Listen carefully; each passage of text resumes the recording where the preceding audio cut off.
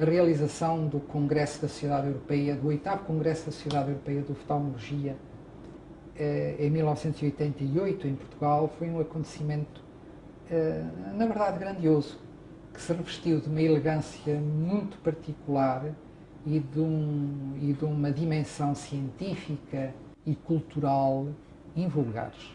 A memória da Sociedade Portuguesa de Oftalmologia confunde-se praticamente com a memória dos principais serviços hospitalares nacionais. A direção da Sociedade Portuguesa de Oftalmologia entendeu que deveria ouvir o testemunho dos seus diretores para nos apresentarem o essencial da sua memória em termos científicos, em termos profissionais e históricos. Eu quero, antes de mais, agradecer aos promotores desta iniciativa e felicitá-los por ela, porque o registro histórico dos acontecimentos é um ato cultural, é um compromisso cultural para com as gerações mais jovens e para com o futuro. Não deixar os acontecimentos, as realidades, as existências, as vivências na neblina obscura do tempo. Portanto, aos promotores, parabéns. No que me diz respeito, muito obrigado por terem vindo até mim. O hospital em que se insere hoje, que se chama Hospital Diegas Muniz, era o antigo Hospital do Ultramar, o Hospital Colonial de Lisboa, assim era designado quase que indiferentemente. O hospital foi criado em 1902. A consulta de oftalmo, inicialmente não havia organização hospitalar por serviços, quanto muito de medicina e cirurgia. A consulta de oftalmologia era feita, os doentes que tinham problemas oftalmológicos eram enviados à consulta dos hospitais civis de Lisboa. Só mais tarde, em 1949, 50, surge, é assinalado uma revista do hospital de então, é assinalada uma consulta regular de oftalmologia feita por um voluntário, um oftalmologista voluntário, que era nem mais nem menos que o saudoso e distinto clínico e humanista, o doutor Henrique Monjardim. Como colaborador, tinha outra figura que nos deixa ecos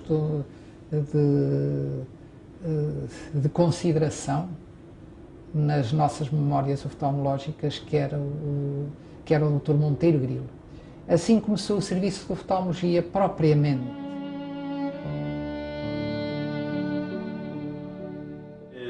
O serviço de oftalmologia dos HUC pode dizer-se que começou com o Joaquim Augusto de Sousa Refoios, depois o seu primeiro professor foi Álvaro de Almeida Matos, em Coimbra, da que seguiu António Manso da Cunha Vaz, meu pai, que foi diretor do Serviço de Oftalmologia durante bastantes anos e que muito contribuiu para o desenvolvimento deste serviço, a que seguiu o Dr. Uriol Gil de Albuquerque e, finalmente, em fins de 71, já lá vão, portanto, 28 anos.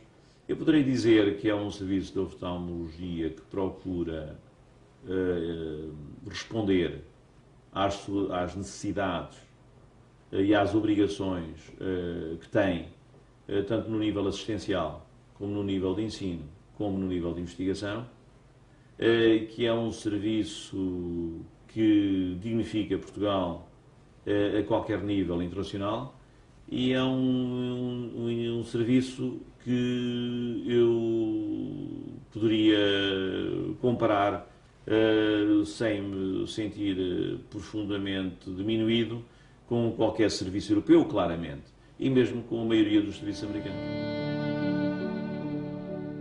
Tenho muito gosto em estar aqui, sentado, junto do meu querido amigo e atual diretor do serviço, Dr. Coelho da Silva, que foi meu colaborador quase desde a inauguração do serviço.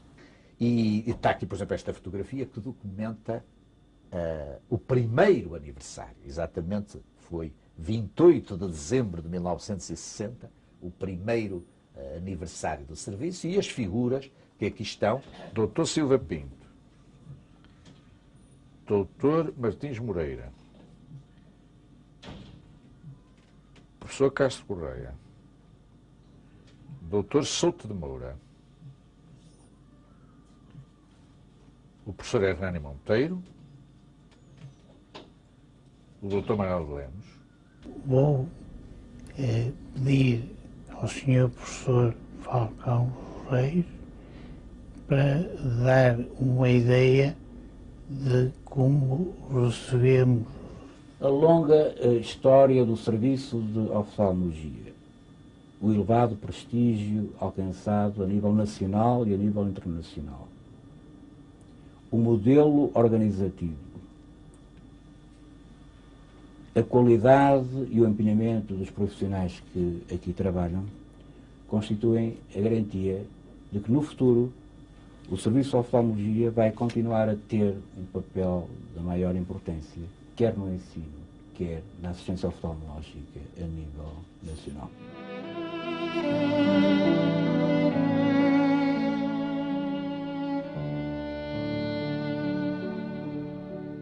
Mas é principalmente a partir da década de 71, data em que iniciei as minhas funções como diretor deste serviço, que procurei mobilizá-lo e modificá-lo profundamente. Isso começou por profundo trabalho de organização e de alargamento do próprio serviço e a criação de secções específicas.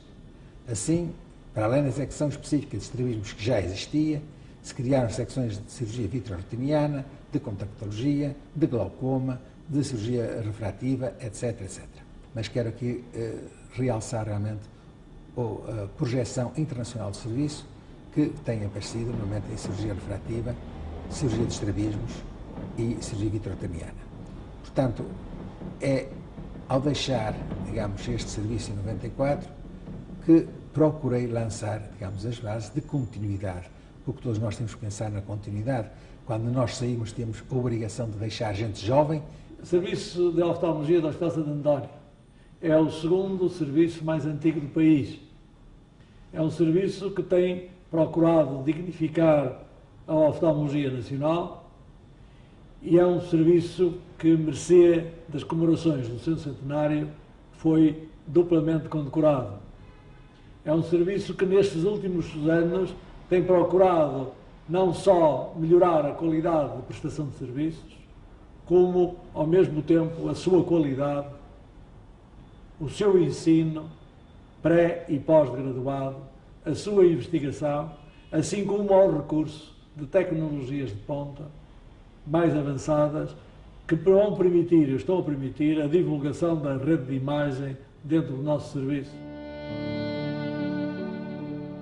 Os hospitais civis é uma instituição que provém diretamente do Hospital Todos os Santos, que já tem mais de 500 anos. Portanto, é uma das instituições hospitalares do mundo mais antigas, sem dúvida. A minha entrada para o Hospital de São José é que está num jantar que foi feito, em que está presente a presidir o Dr. Sidónio Sena, que está no centro e que foi uma pessoa muito importante, além de ser um ótimo cirurgião, foi ele que teve a ideia de criar a Sociedade Portuguesa de Oftalmologia. E está ladeado pelo Dr. Assis de Brito, pelo Dr. Pinto da Rocha, que era o diretor do Hospital Militar, e tem outras personalidades aqui que são curiosas de ver, o Dr. Meyer Garção, o Dr. Altino, que esteve no Porto, o Dr. Monteiro Grilo, pai, o Dr. José Puga, o Dr. Sousa Faro, ainda muito novinho, o Dr. Nolasco, enfim, várias pessoas mais.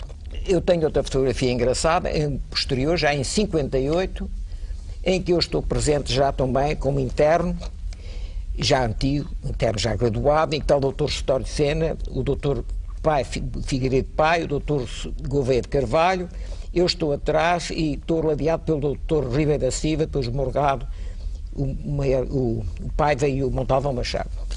Quando eu, há cerca de 40 anos, entrei no Hospital dos Capuchos, o Hospital dos Capuchos era um sítio aprazível, onde havia um parque interior que tinha laranjeiras, chamávamos do Parque das Laranjeiras, e, de uma maneira geral, nós podíamos circular à vontade dentro do Hospital dos Capuzes, que era uma estrutura grande. O Dr. Carlos da Maia não pôde estar aqui.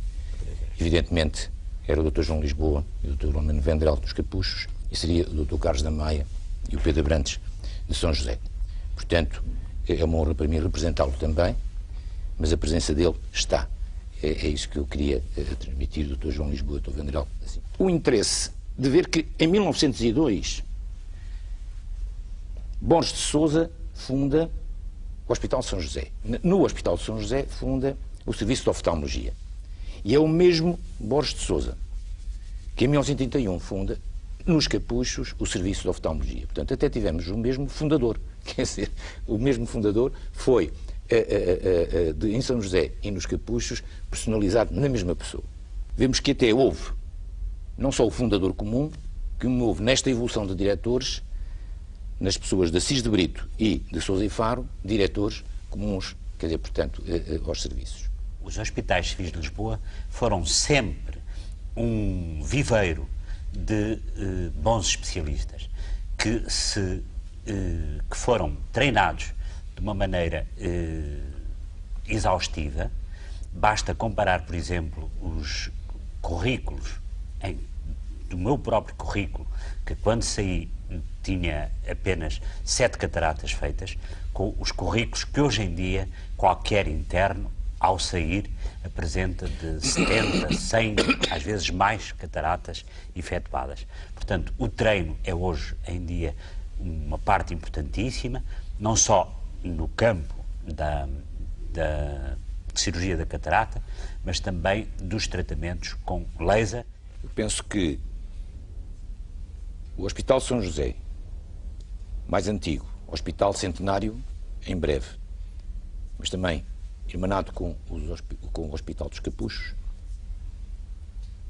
a sua oftalmologia marcou